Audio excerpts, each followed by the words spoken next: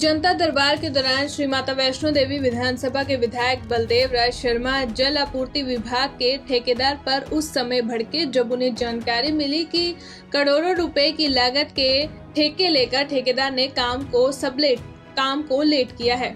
इस पर विधायक द्वारा विभाग सहित संबंधित ठेकेदार को फटकार लगाते हुए कहा कि ऐसी धोखाधड़ी वे अपने क्षेत्र में नहीं चलने देंगे। उन्होंने कहा कि उन्हें ज्ञात हुआ है कि ठेकेदार द्वारा करोड़ों के ठेके लेकर सबलेट भी विभागीय कर्मियों को किया गया है, जो कि पूरी तरह से गलत है।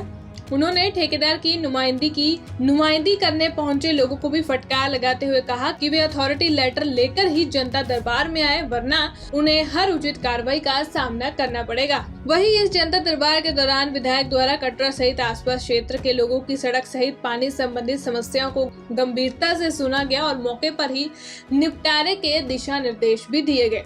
विधायक ने कहा ये हर माह के पहले हफ्ते के दौरान कटरा में जनता दरबार लगाया जाएगा और लोगों की समस्याओं को सुनने के साथ साथ उनका निपटारा भी किया जाएगा। कटरा से अमित शर्मा की रिपोर्ट। मैं सबसे पहले तो डिस्ट्रिक्ट यहाँ की सब डिवीजन की एडमिनिस्ट्रेशन को धन्यवाद देना चाहता हूँ कि वो जो आज का दरबार था उसमें उपेक्षित जितने भी सरकारी ऑफिसर थे वो सारे आए, मगर जो अपेक्षित नहीं थे, खासतौर पे यहाँ के एग्जीक्यूटिव अफसर म्यूनसिपल कमेटी कटरा, वो भी इस बात को देखते हुए वो भी आए और यहाँ की पुलिस डिपार्टमेंट से एसएचओ वो भी अपेक्षित नहीं के बराबर थे, मगर वो भी आए। मैं तो उनको एक धन्यवाद देना चाहता हूँ। और दूसरा ये मैं कहना चाहता हूँ कि ये एक डायरेक्शंस थी, मतलब कि इस किस्म की कि जो लोगों के काम एड्रेस हो और एक टाइम फ्रेम में एड्रेस हो। और कहने का मतलब ये है कि ये 7 साल के बाद लोगों को जो लगा है कि एक हमें रिप्रेजेंट करने वाला आदमी हमें जो मिला है, तो उसके माध्यम से हमारे कामों में तेज़ी आएगी, स्पीड आएगी। और वो एक जो कह सकता हूँ मैं कि जो एक चुस्त करने के लिए, दुरुस्त करने के लिए और एक कह सकता हूँ कि रेल को पटरी पर चलाने के लिए ये उस किस्म का दरबार था। शायद आपने तो मैं आपको भी धन्यवाद देना चाहता हूँ। आप सब बंधुओं ने इस सारे दरबार को मतलब के शुरू से लेके लास्ट तक को इसको कवर आपने किया है।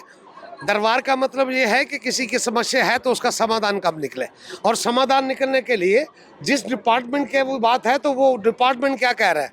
आपने देखा कि मैंने टाइम फ्रेम किया है, और उस टाइम फ्रेम करने के साथ साथ ही कि जो भी समस्या है उसका निदान अगर डिपार्टमेंट ने कहा है कि 20 दिन में होगा, तो मैंने कहा नहीं भाई 25 दिन में आप करो। और मुझे लगता है कि आने वाले वक्त में जो टाइम फ्रेम हमने दिया है उसमें जो ये सारे इशू हैं वो एड्रेस होंगे। सबसे बड़ा वो जल शक्ति का जो डिपार्टमेंट्स है, पानी की समस्या यहाँ पे थी और आपने मेरे तेवर देखे भी होंगे। इसमें उपेक्षित थे कि जिनके पास जल शक्ति की गवर्नमेंट ऑफ इंडिया की तरफ से जो स्कीम जिसमें डिस्ट्रिक्ट रियासी में 500 करोड़ रुपए का आवंटन है, उसके लिए कि मतलब के कंट्रैक्टर्स को काम दिया गया था कि उसमें यह था कि कंट्रैक्टर यहाँ पे आए। और जो मेरे पास शिकायतें थी वो इस बात की थी कि कंट्रैक्टर वो वहाँ पे निरादर है। तो कंट्रैक्टर ने क्या किया है कि बहुत करोड़ों रुपए के काम लेने के बाद उनको सबलेट कर दिया है यहाँ पे कि वो सबलेट कर नहीं सकता। और सबलेट भी किन लोगों को किया है, मुझे तो यहाँ तक कंप्लेंट थी कि वो डिपार्टमेंट के लोग ही हैं जो जिन्होंने डिपार्टमेंट काम को सुपरवाइज करना है उनके हवाले कर दिया है। तो वो सबसे बड़ी शिकायत तो वो थी। और मैं आपके माध्यम से एक बार फिर डिपार्टमेंट को वार्निंग देना चाहता हूँ और उस कंट्रैक्टर को भी देना चाहता हूँ। 3 कंट्रैक्टर आपने देखे यहाँ पे आए थे, मगर वो खुद नहीं आए थे, उनके मतलब के रिप्रेजेंट करने वाले आए थे। वेयर एज मैंने कहा कि आपके पास अथॉरिटी कहाँ है, वो लेके आइए।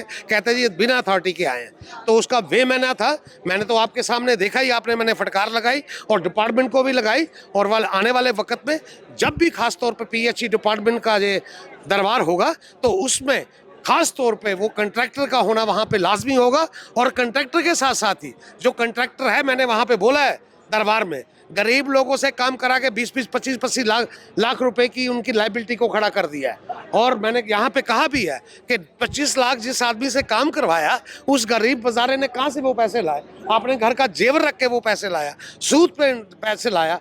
आज उनको 20-20 महीने हो गए कि उनको एक पैसे की भरपाई नहीं हो रही। और ये मैं चाहूँगा आपके माध्यम से अगर ये बात कंट्रैक्टर तक पहुँचे तो वो अपने आप को सुधार ले। अगर नहीं सुधरेगा तो मैं यकीन से आपको कहना चाहता हूं कि उसकी जगह जेल में होगी। 86 में जब यहाँ पे जगमोहन साहब थे, जहाँ पे जब श्राइन बोर्ड बना था, तो बेसिक रूप पे पानी यहाँ पे फलफूत हो कटरा के लिए यहाँ के विजिटर को खास तौर पे मिले, यहाँ के वैष्णो देवी के ट्रैक को यहाँ पे पानी मिले, आधकवारी में मिले, और ख़ास तौर पे यहाँ पे जो बेस कैंप है कटरा के, यहाँ के होटल्स वाले को मिले, यहाँ के घर वाले को मिले, यहाँ के फ्लोटिंग पॉपुलेशन को मिले। वो पानी के लिए एक प्रपोजल था कि चनाब से पानी आए, और वो चनाब से पानी का प्रपोजल को मैंने आज जिंदा किया है।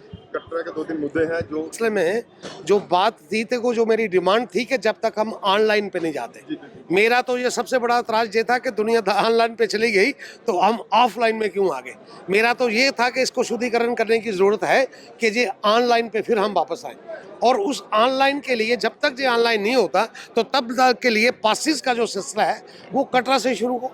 मगर उसको मद्देनजर रखते हुए मैं धन्यवाद देना चाहता हूँ अपने मतलब के member parliament doctor Jitendra Singh ji को, अपने विधायक जुगल किशोर शर्मा जी को, और ख़ास तौर पे उनके इंटरव्यू करने के बाद, और मेरी चिट्ठी जो आपने सोशल मीडिया पे देखी भी होगी जो गडकरी साहब के पास गई है, मैं आज मतलब के आपके माध्यम से कहना चाहता हूं कि वो चिट्ठी जो थी वहां से मार्क हो गए, वो जम्मू ऑफिस जो है NH का वहां पे आ गई है, और वहां पे आने के बाद मतलब के यहाँ से एक रिपोर्ट बनेगी। पासिस की बात कटरा से बड़ी बात क्या है? बड़ी बात यह है कि एक एरियल डिस्टेंस जो हमें आज पास मिल रहे हैं वो बाई रोड के हिसाब से वो दे रहे हैं, और उसमें भी आनाकानी कर रहे हैं। अगर हम बाई एरियल के हिसाब से देखें तो मैं डिस्ट्रिक्ट रियासी की बात करूं तो वो जो पासिस है वो हमारे 9 देवियों तक गाँव को जाते हैं, और उसमें 37 गाँव हैं, और मात्र हमें जो पास मिल रहे हैं वो 10-12 के 9 गाँवों को मिल रहे हैं, और जिसमें मैं कह सकता हूँ कि महीने की करोड़ों रुपए की इम्प्रिजनमेंट है, करोड़ों रुपए की इम्प्रिजनमेंट है। इसको रोकने के लिए जो NHA का कानून कहता है, जो उनके लॉज कहते हैं, उसमें साफ दर्शाया हुआ है सेक्शन 7 में और 9 में कि एरियल डिस्टेंस के हिसाब से मतलब कि इसकी डिस्टेंस को नापा जाए, और लापरवाही करने वाले अफसर पे सख्त कार्रवाई की जाए। और मुझे लगता है कि आने वाले वक्त में अगार वालों को भी पास मिलेगा, सरून वाले को भी मिलेगा, मतलब 9 देवियों वालों को भी मिलेगा, कटरा वालों को भी मिलेगा, ध्रुड़ वालों को भी मिलेगा, और जो 20 किलोमीटर का जो रेडियस है उस पर सब लोगों को पास मिलेगा। मुझे ये पूरा ऑनलाइन, और जब तक ऑनलाइन नहीं हो पाता तो तब तक के लिए मेरी रिक्वेस्ट थी कि आप ऑफलाइन करें। ये मसला ये नहीं है कि पास मिले, मसला ये है कि सब गाँवों को मिले, सब लोगों को मिले, और मैं पूरी शिद्दत के साथ उस पर काम कर रहा हूँ।